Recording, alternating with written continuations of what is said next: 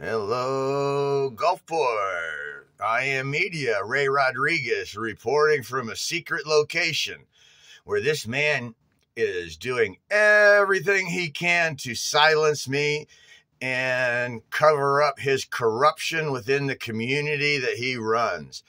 This is Don Corleone de Gulfport. This is the city manager who had the city change. I keep getting carried away. I've been reading some how he got a job, and this man here is lied directly to me about Boca Ciega Yacht Club and the police department the very first time I went to my city council. This man's name is Jim Orielly, the city manager of Gulfport, Florida. And the very first time I went to meet this man, it was involving the Boca Ciega Yacht Club, BCYC, Beyond Criminal Yacht Club.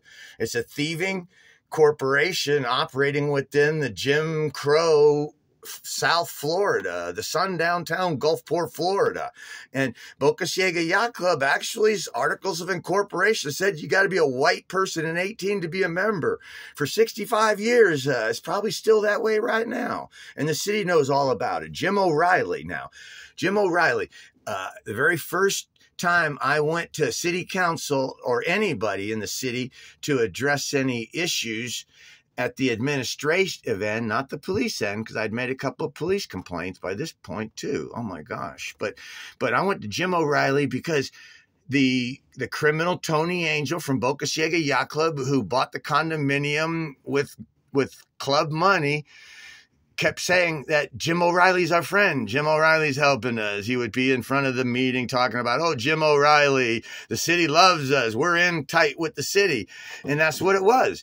Jim Orielly, this allegation, was on the receiving ends of funds from Tony Angel and his thieving organization, Boca Ciega Yacht Club. They were renting 110 slips. The yacht club was renting 110 city-owned slips and then collecting the money and not paying the rent to the city or giving the city any debt benefits while controlling the money's millions and millions of dollars. And Jim Orielly, through many multiple email requests, will not give me any information about Boca Ciega Yacht Club, the financials.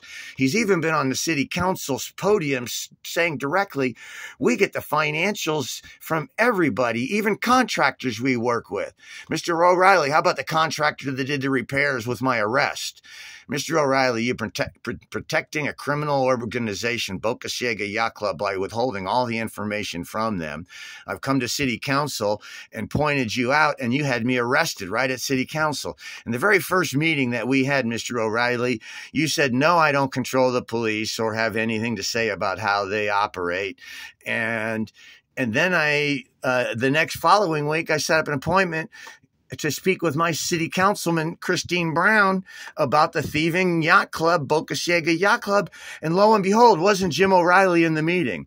Was Jim Orielly was also in the mediation? Here I'm trying to bring charges against the city of Gulfport, and this man's is the Don Corleone, main crook involved in the organized crime brought against me.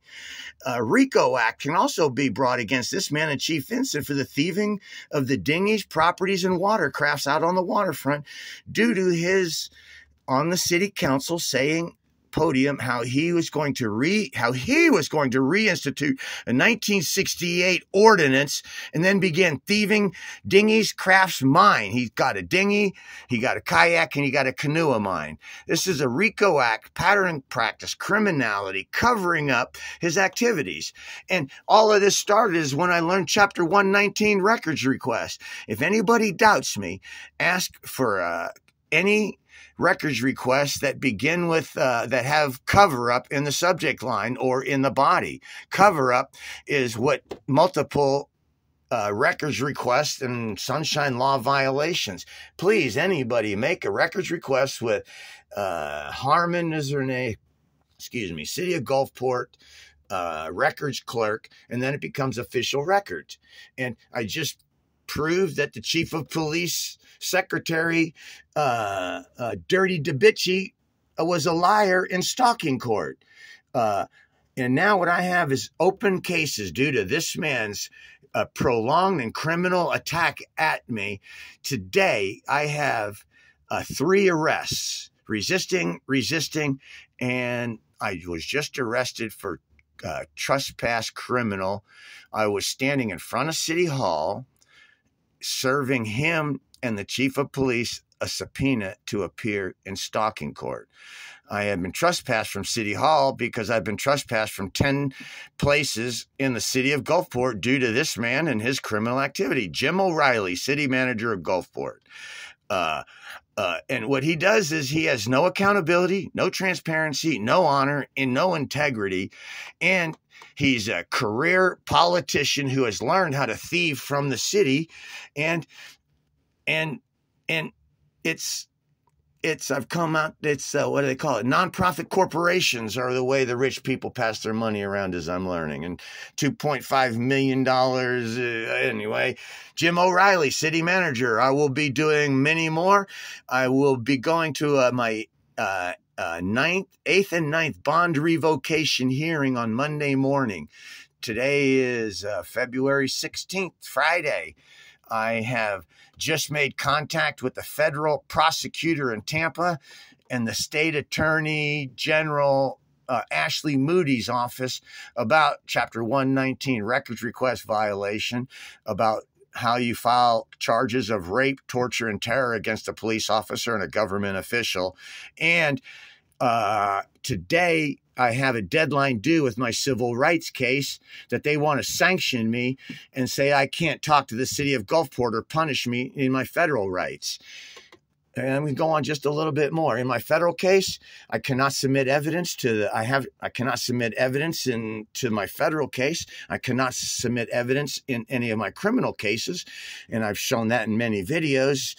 And I cannot submit cases in my traffic cases. And right now I have two traffic involving my boat, derelict. They call it traffic, but when they do a boat, it's on the traffic side. But it's called a derelict vessel, where this man is trying to, for the 4th time, seize my vessel.